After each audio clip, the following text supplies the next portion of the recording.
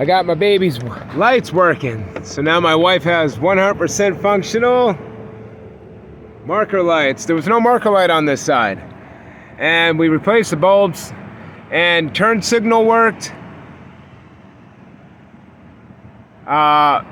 All the turn signals worked, but the marker lights did not, and that's on everything. So if you guys have a problem where you have just one light that's possibly out, like your marker light, but your turn signals and four-ways and headlights still work, then I would highly suggest doing what I did, and that's just simply buy the new plugs. And those new plugs were actually shorting out and causing this thing to pop fuses.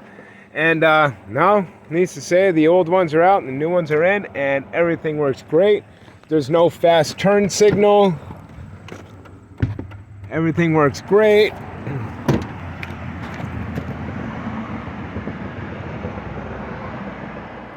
Beautiful. This job is done.